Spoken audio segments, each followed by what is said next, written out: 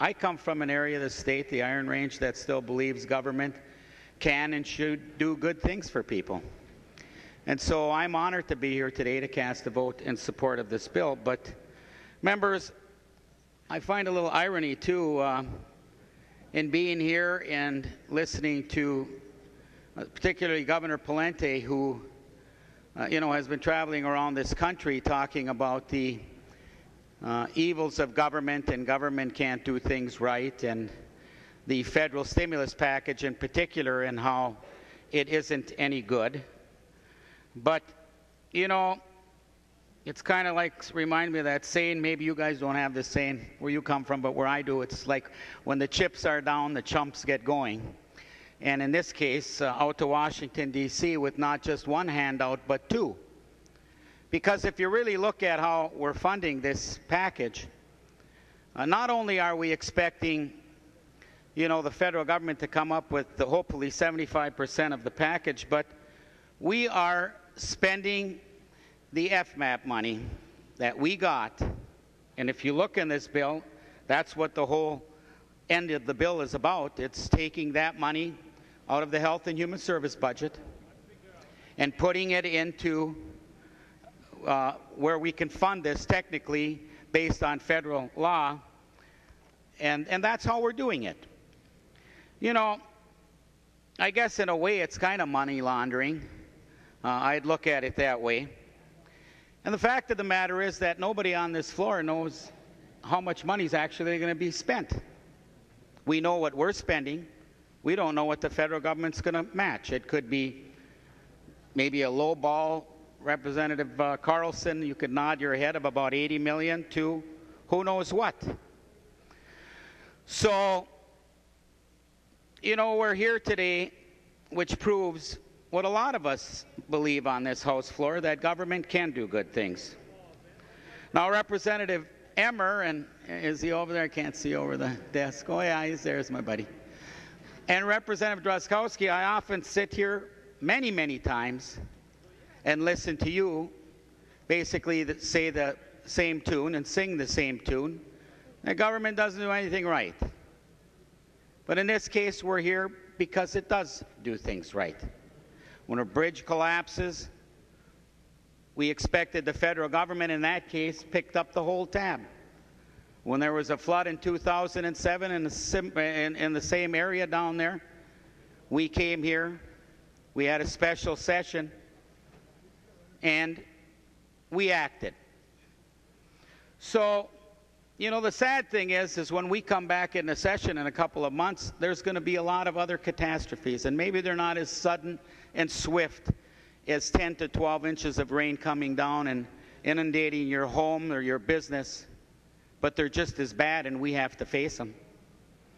I offered that amendment because the wages in Minnesota have dropped $6.5 billion in total from 2008 to 2009.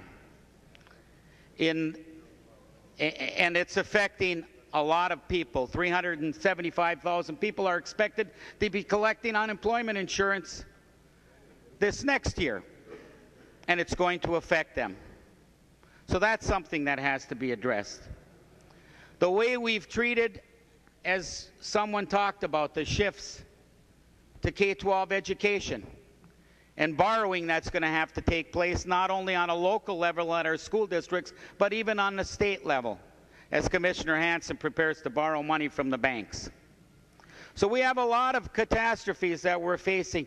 In my district, a hospital owned, like in Ramsey and Hennepin County, by the taxpayers. The Virginia Regional Medical Center has lost $3 million over the last couple of years because 70% of the people in that hospital, which has an attached nursing home also, are on medical assistance because they're old. And Representative Thiessen, you and I talked earlier. I mean, the part in this bill that's addressing that $270 million approximately dollars that we got under FMAP is because the federal government upped their reimbursement in the stimulus package, that evil stimulus package, Representative Emmer, from 50% to 60%. And that money could have been used to help that hospital of mine that's in jeopardy of closing. We got students in this state, and in 8 years, from the time that Governor Pawlenty took office to today, or about a year ago when the last figures we could, have increased their borrowing by $1 billion. You know, that's debt that they have to address for my friends on the other side of the aisle that worry about debt. So, you know, members, I have something. And Representative Emmer, I know you're probably going to vote for this bill today. You voted for one in 2007, but since you've been here, Representative Emmer, you have voted against flood relief in a number of different bonding bills that totals $203 million for other communities that were devastated also.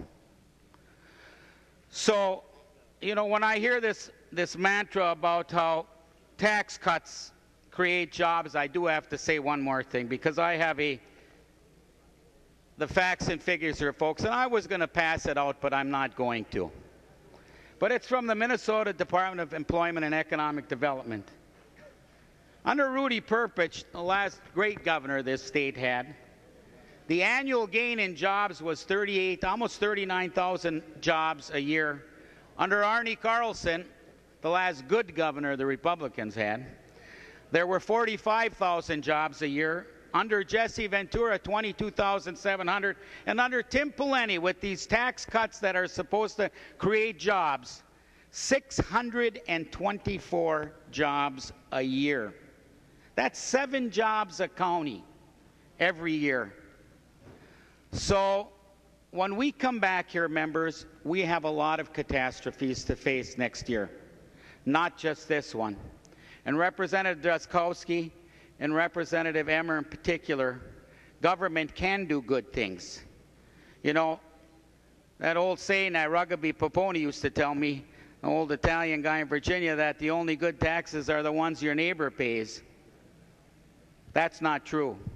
Taxes do a lot of good things, and revenue does a lot of good things for people, and this is an example today, and I will bet my 2 friends whose names I just mentioned are going to vote yes today.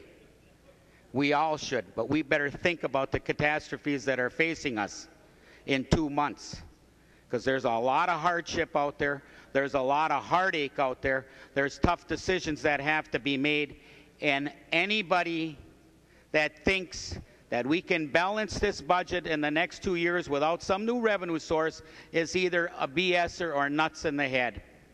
Representative Emmer, I know you're not a BSer.